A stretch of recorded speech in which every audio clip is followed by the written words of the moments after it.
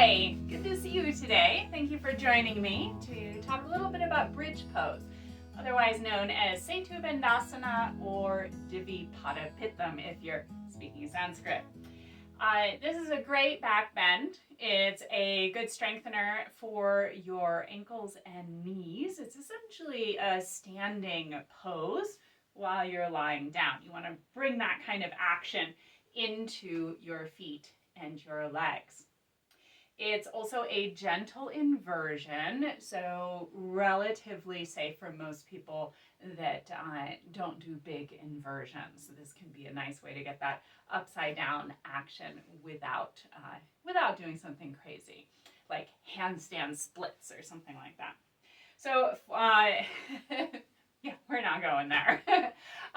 So today it's all about making your low back feel good in your bridge pose. So you'll need a block, and I'll walk you through a few tweaks you can do to make that low back feel better.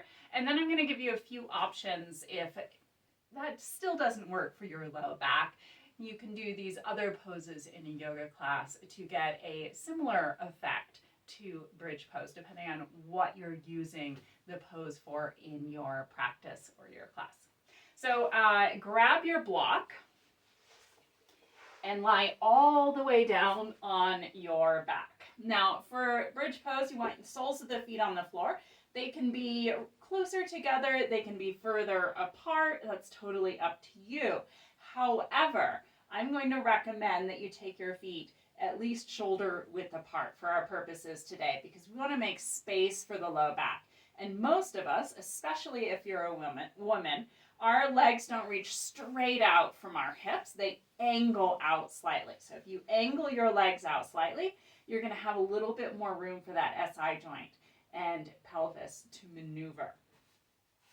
So once your feet are on the floor and your legs are a comfortable distance apart, take your block between your thighs. So which direction to turn your block? Depends on how far apart your legs are, what the shape of your thighs are. It's just got to feel good to you. You can put it longwise. You can put it kind of perpendicular with the floor.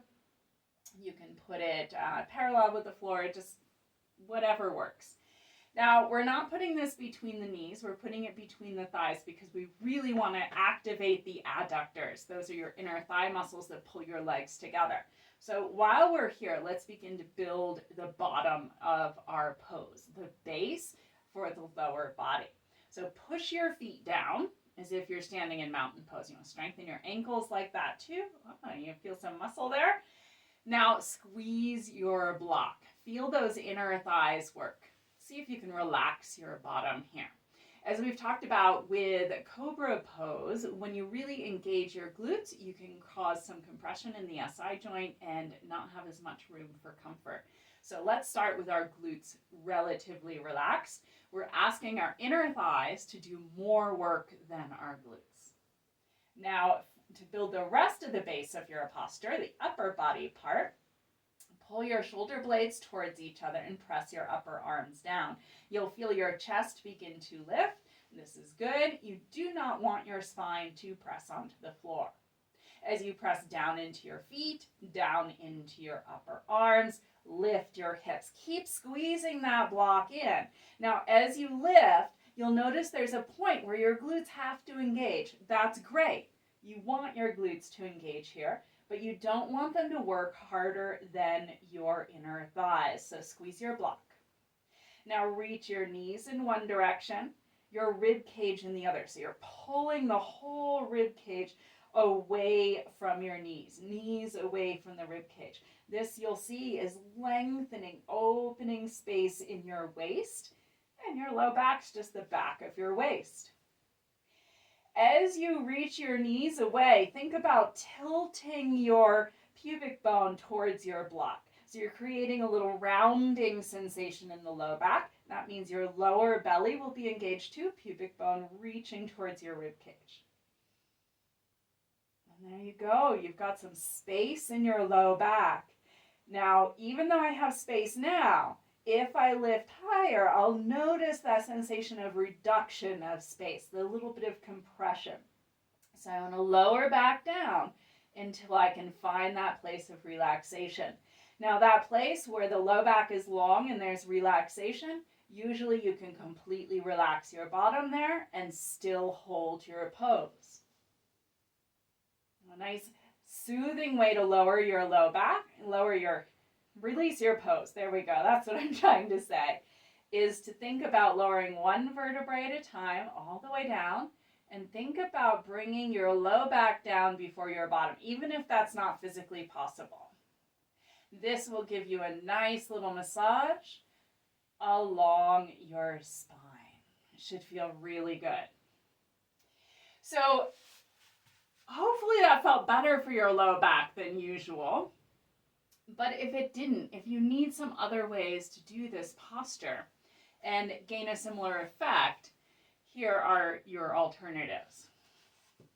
So if your practice is using bridge as an inversion, so less of a back bend, more about an inversion, getting that upside down, making those changes to your blood pressure, changing some compression and pressure in your belly, here's what you can do instead. Just bring your knees in towards your chest and then reach your legs up. Here we have a gentle inversion. If you would like it to be a little bit more and you want a little bit of that back bend action, lift your hips like you're coming into bridge and then slide your block on its lowest setting underneath your sacrum. This is supported bridge. You'll notice my hips are now higher than my heart. This is a true inversion here. I have slight back bend going on. Very, very slight. It's really only a back bend in relationship to a forward bend, right? But it's enough that it changes things for your body.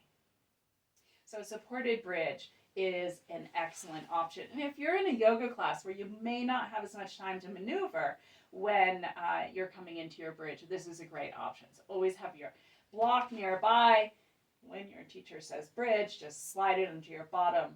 There you go. And even with your block under the bottom, you can still work your legs, work your upper body, find the engagement without finding the compression. So those are two nice options. If the back bend is the primary purpose of your posture, then here are two other options. These have nothing to do with an inversion, so this is only about the back bend. Your first option is camel pose. So you're up on your knees, hands to your low back, hips forward, shoulders back. You'll notice this is pretty much the same shape, right, as your bridge pose. So that is an excellent option. If you want to be more about the back bend, here's a familiar one. We talked about this when we talked about making cobra more comfortable. Hands to the low back, hips forward, rib cage up. And there we are. We've got a back bend again.